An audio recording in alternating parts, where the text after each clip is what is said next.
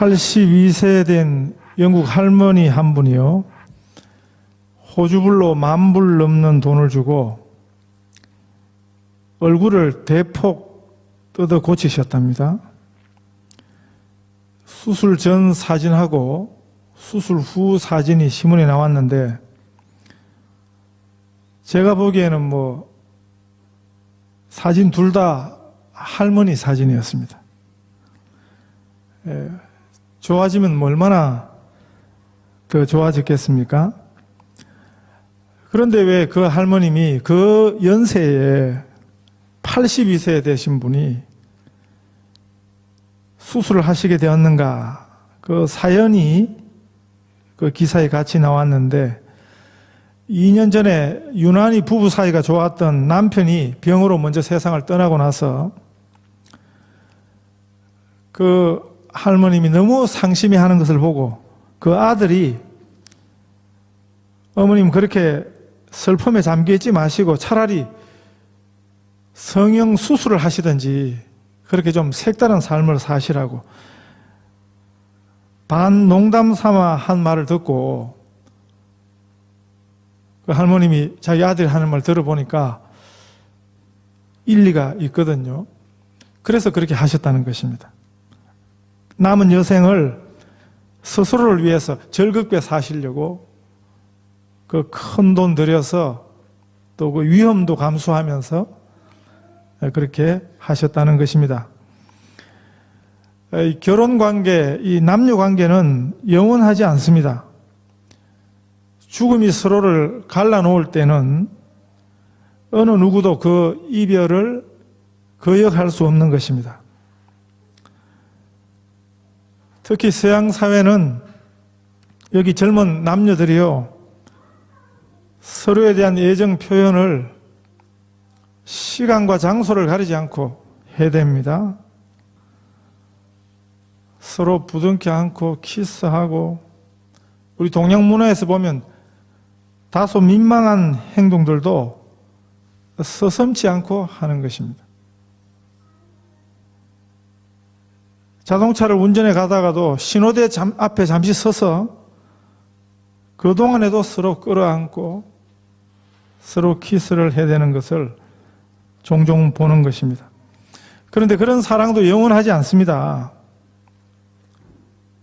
죽음 이전에라도 얼마든지 변할 수 있고 갈라설 수 있습니다. 그리고 아무리 영원해도, 아무리 길어도 죽음 앞에서는 그 영원한 사랑에도 끝이 오는 것입니다. 끝없는 사랑, 영원한 사랑은 영원하신 우리 주님과의 사랑뿐입니다. 우리를 향하신 하나님의 사랑이 영원한 것입니다. 이 창세기 35장에는 이 장의 중심 인물인 이 야곱이라는 사람이 그가 사랑했던 그 야곱의 가장 가까운 측근 인물 세 사람의 죽음 이야기를 다루고 있습니다.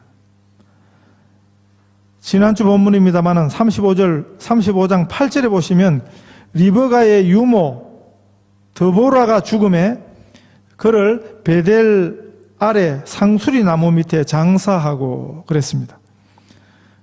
리브가는 야곱의 어머니였습니다. 성경은 야곱의 어머니 리브가가 언제 세상을 떠났는지 말씀하지 않습니다. 아마도 학자들이 추측하기를 야곱이 그 형의 분노를 피해서 외갓집에 가 숨어 사는 동안, 그 기간 동안 리브가는 그가 그토록 사랑했던 그 아들 야곱과 생이별해 있다가 그 사랑하는 둘째 아들을 다시는 보지 못하고 세상을 떠난 것 같습니다. 그런데 여기서 그 어머니의 유모였던 야곱에게는 그에게 있던 어머니의 기억을 가장 많이 가지고 있던 사람이 바로 그 어머니 리브가의 유모였을 것입니다. 그 리브가의 유모라는 말은 다른 말로 바꾸면 야곱에게는 야곱의 어머니의 어머니가, 이런 뜻이거든요. 그 야곱 곁을 떠나게 된 것입니다. 그리고 두 번째 죽음으로 소개하는 것이 본문입니다. 본문에 또 한 사람은 야곱이 가장 사랑했던 부인 라헬이었습니다. 야곱은 이 라헬과의 결혼을 위해서 무려 14년을 그 외삼촌 밑에서 종살이를 했습니다. 야곱에게 이 라헬이 얼마나 특별했는지 성경이 알려주고 있습니다. 혹시라도 20년 만에 다시 만나는 그 형 에서가 20년 전의 원한을 아직도 품고 있을 그런 가능성 때문에 야곱이 그 4명의 부인과 그 부인들이 각각 낳은 아들들을 구분해서 줄을 세우면서 제일 나중에 누구를 세웠습니까? 라헬이 낳은 아들 요셉을 맨 길의 마지막에 세웠다라고 성경이 우리에게 보여주고 있을 정도로 야곱이 특별히 사랑했던 여인이 라헬이었습니다. 그런데 그 사랑도 영원하지 않았습니다. 본문 17절에서 20절 이 말씀이 보여주는 대로 라헬이 둘째 아들을 낳다가 그 산고의 고통으로 죽게 된 것입니다. 아이를 낳으면서 죽어가던 그 라헬의 마음도 편할 수 없었습니다. 그래서 18절에 보시면 라헬이 죽기 전에 그가 지금 낳은 그 아들 이름을 지었는데 베논이라 그랬습니다. 베논이. 이 베논이라는 뜻이 뭐냐 하면 슬픔의 아들이라 이런 뜻입니다. 자기 아들 이름을 붙여주고 죽어가면서 이름 붙여준 이름이 슬픔의 아들이다. 그건 뭡니까? 바로 자신의 그 슬픔을, 그 한을 아들의 이름에 남긴 것입니다. 그런데 성경에 보면 야곱은 그 자기 부인이 죽으면서 이 아이 이름은 베논이라, 슬픔의 아들이라 했는데 야곱은 베논이라고 붙이지 않고 베냐민이라고 붙였습니다. 그 베냐민의 이름 뜻은 뭡니까? 발음은 비슷해도 의미는 다른 것입니다. 이 베냐민이라는 이름 뜻은 오른손의 아들이다 이런 뜻입니다. 여러분 생각해 보십시오. 자기 사랑했던 그 아내가 제일 사랑했던 그 여인이 죽으면서 아이 낳다가 죽었어요. 그러면서 죽으면서 그 아이 이름을 베논이라 하라 이렇게 했는데 그 청을 안 들어주고 이 야곱은 베냐민이라고 붙였습니다.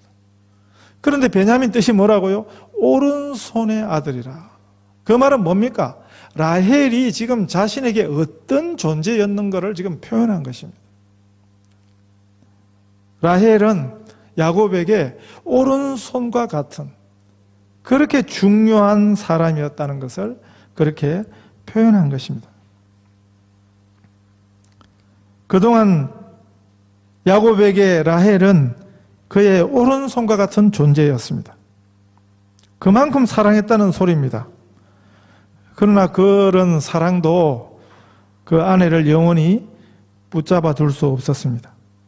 그 사랑했던 아내 라헬을 베들레헴 길가에 장사해야 했습니다. 그리고 이 창세기 35장에서는 또한 야곱의 아버지 이삭의 죽음을 29절에서 기록하고 있습니다. 야곱이 사랑했던 사람들이 하나씩 둘씩 다 그 곁을 육신적으로 떠나가게 된 것입니다. 이 슬픈 이별의 이야기들과 함께 그리고 또 한 가지 그 야곱의 가정에 일어났던 그 가족 사이의 비애를 22절 말씀이 알려주고 있습니다. 이스라엘이 그 땅에 거주할 때 르우벤이 가서 그 아버지의 첩 빌하와 동침함에 이스라엘이 이를 들었더라 그랬습니다. 야곱의 복잡한 가정사 탓이었습니다. 그 네 아내 사이에 있던 그 여인들의 쟁투로 야곱이 4명의 아내들로부터 얻은 아들들이 다 12이었는데 나중에 그러다 보니까 이 첫째 아들과 또 야곱의 부인 중에 하나가 나이 차이가 별로 나지 않았던 것 같습니다. 그런 이유들이 그 통간의 빌미가 된 것 같습니다. 저희가 지금 빌려서는 교회, 우리가 함께 예배하는 교회가 이 데니시 처치인데, 그 전에 이 덴마크 교회 신문에서 이런 기사가 나왔습니다. 그 신문에 만화가의 만평을 게재하면서 만화 한 컷, 거기 한 덴마크 신문에서 마호멧을 이슬람의 창시자 마호멧을 테러리스트로 그렇게 비하시켜서 아주 그런 풍자한 만화를 게재했습니다. 그래서 한참 동안 서유럽과 아랍권이 문화 충돌 그런 양상으로 번졌던 일이 있었습니다. 그때 그 분노한 과격한 모슬렘들이 여기저기서 난동을 부리고 시위를 하고 그렇게 난리를 피웠습니다. 당시 이슬람권에서는 그 만화 작가를 죽이는 자에게는 금 100kg을 주겠다, 이렇게 포상을 내걸었을 정도였습니다. 그 만화 중에 하나가 그 만화상에서요, 모하멧이 그 자살폭탄 공격으로 죽은 그 이슬람의 순교자들이 지금까지 그 테러 사건 가운데 그 이슬람 형제단이 행한 그런 테러 사건이 굉장히 많습니다. 그것도 몸에 폭탄을 두르고 자기 죽으면서 그냥 그 폭탄을 터뜨리면서 많은 사람들을 다치고 죽게 했지요. 지금 그런 사람들을 이슬람권에서는 그 이슬람 성전을 위한 순교자라 그렇게 칭송하고 있습니다. 그 사람들이 천국 문 앞에서 줄을 서서 기다리고 있는데, 모하멧이 그 수많은 순교 전사들에게 뭐라고 말을 하냐면, 이제 더 이상 당신들에게 선물할 처녀들이 없다, 그런 말을 하는 내용이 이 신문에 그 만화에 실린 것입니다. 이게 무슨 이야기냐 하면, 그 이슬람의 가르침에 의하면, 쿠란과 하디스의 가르침에 의하면 순교자는 천국에 바로 가고 또 천국에서 70명의 처녀를 상으로 받는다, 그런 가르침이 있거든요. 그것을 이 덴마크 신문 만화 작가가 만화로 풍자하고 비꼰 것입니다. 이슬람 법으로 이슬람권에서는 한 남자가 4명의 부인을 4명의 아내까지 거느릴 수 있는 게 그게 법입니다. 우리가 생각해 보면 이게 얼마나 이상한 소리인지. 천국 가서 70명의 처녀들과 결혼해서 살아야 될 것 같으면 거기가 천국이겠어요? 네? 이런 생각과 경향 자체가 이건 인간의 실패인 것입니다. 똑같은 이유로 야곱도 실패했던 것입니다. 성경을 바보같이 읽는 분들이 성경에 있는 이야기들은 다 그게 모델이 아니에요. 좋은 모델도 있지만 좋지 못한 모델도 있습니다. 그걸 구분해서 읽어야 되는데, 성경에 보니까 야곱도 4번이나 결혼했네? 그거는 아주 무지한 그런 성경 읽기인 거죠.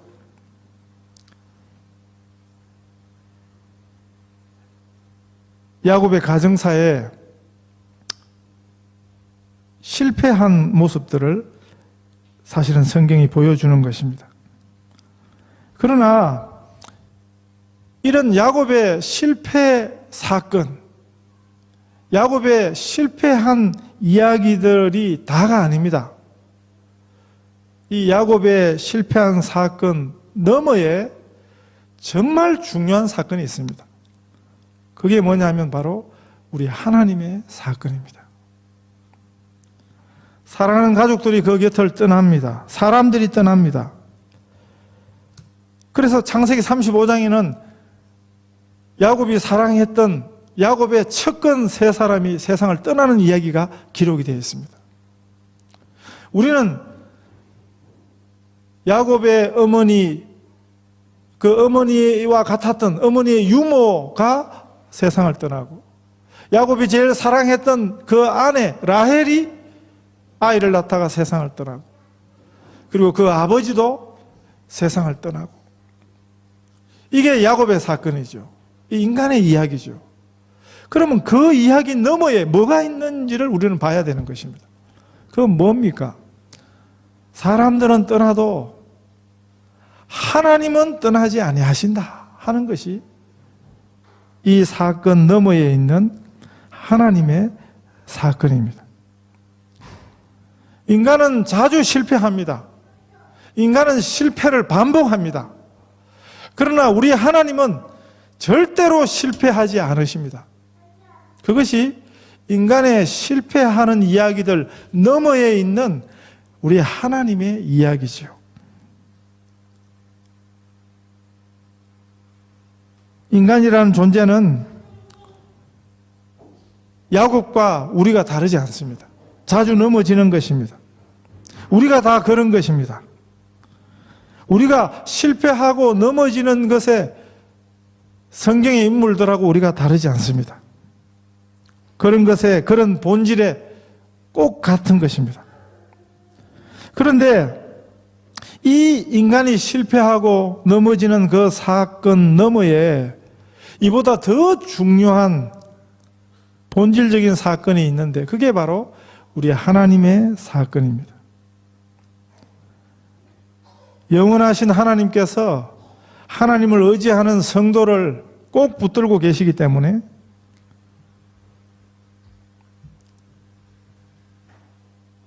인간이 넘어지지 않는 것이 아니고, 인간은 넘어지지만 하나님께서는 넘어지지 않는다는 거죠. 넘어진 우리를 새롭게 세워주시고 실패한 우리를 다시 붙들어 주신다 하는 것이 그게 복음인 것입니다. 그래서 성경은 실패하고 넘어진 인간의 이야기가 아니고, 죽고 멸망하는 인간의 이야기가 아니고, 그 인간을 붙들고 계시는 우리 하나님의 이야기가, 그것이 성경의 중심인 것입니다. 야곱의 사건 너머에는 하나님의 사건이 있는 것입니다. 야곱의 가정에 많은 문제가 있었습니다. 그리고 그 문제들이 그칠 줄을 몰랐습니다. 그런데도 그 많은 문제들 너머에는 그 야곱의 가정을 붙들고 계셨던 우리 하나님의 구원 계획이 있었습니다. 야곱의 12아들들은 우리가 지금 보는 것처럼 복잡한 아들들이었습니다. 어머니가 다 달랐습니다. 성격이 다 달랐습니다. 형제간에 서로 이권이 생기면 서로 다투기도 하고 때로 또 협력하기도 하고, 그래서 나중에 보면 그 아들들이요, 그 아버지가 특별히 사랑했던 아들 요셉이거든요. 라헬의 아들 요셉. 그 요셉을 자기 아버지에게는 요셉이 죽었다 하고 속이고는 요셉을 그냥 남의 나라에 종으로 팔아버린 것입니다. 그게 야곱 가정사였습니다. 그건 보통 실패가 아닌 거지요. 야곱의 가족사에 있었던 아주 처참한 실패였습니다. 그런데다가 이 실패가 끝이 아니에요. 그 시작에 불과한 것입니다. 성경을 읽어보면 이 야곱의 후손들의 실패한 이야기들이 그냥 수두룩한 것입니다. 이 실패가 수천 년을 이어집니다. 그리고 우리들도 똑같은 것입니다. 우리들도 실패하는 일을 계속하고 있는 것입니다. 성경에서 만나는 사람들의 실패와 넘어짐의 이야기가 우리의 실패와 넘어짐의 이야기와 본질적으로 다르지 않습니다. 그런데 우리는 이 야곱의 12 아들들, 그 복잡한 가정 속에 어머니가 다 다른 그 이복 형제들, 그렇게 구성된 그 12 아들들의 결과를 보고 있습니다. 그건 뭡니까? 인간은 실패해도 그 사건 배후에 하나님의 사건이 있다 하는 것을 성경이 보여주십니다. 야곱의 그 12 아들은 한 사인이었습니다. 신호였습니다. 하나님의 구원 계획의 큰 그림을 이해하는 구약의 열쇠 같은 의미가 바로 이 12이라는 숫자에 담겨 있습니다. 이 야곱 사건 너머에 있던 우리 하나님의 사건이 2000년 전에 우리 예수님을 통해서 이루어진 것입니다. 오늘 우리들이 교회로 모였는데 이 교회가 다 여기서 온 것입니다. 이 하나님의 크신 구원 계획의 시작이 어디에서부터냐? 이 야곱의 12 아들들, 그 사건 너머에 있는 하나님의 사건인 것입니다. 어떤 실패한 인생도 우리 하나님의 손에 붙들리면 그때부터 인간의 실패의 사건이 아니고 하나님의 사건이 되는 것입니다. 우리가 만난 실패만 자꾸 쳐다보면 그건 더 우리를 절망하게 하는 것입니다. 성경이 지금 야곱이라는 한 사람의 이야기를 하는데, 이 야곱이 그 어머니 유모가 죽고 사랑하는 아내가 아들 낳다 죽고 아버지도 죽었습니다. 그 큰아들은 자기 부인 중 하나와 통간을 했습니다. 그런데 이런 슬픈 이야기, 실패한 이야기로 야곱의 이야기가 끝나지 않습니다. 이 야곱의 12 아들들의 이야기가 오늘도 계속되는 것입니다. 하나하나 떼어서 보면 그건 다 실패한 사건입니다. 계속 넘어지고 있는 것입니다. 그런데 그 사건이, 인간의 실패가 그냥 실패로 끝나지 않는다는 것이, 그것이 바로 복음인 것입니다. 야곱에게서 시작된 그 아버지 이삭과 그 아버지의 아버지 아브라함에게서 시작된 이 이스라엘의 이야기가 계속 이어져서 구약에서 신약 성경으로 이어집니다. 바로 그 이야기가 예수님 이야기입니다. 예수님이 12 제자를 불러 모으셨습니다. 이것이 야곱의 아들들의 12 아들들 사건 너머에 있던 우리 하나님의 사건인 것입니다.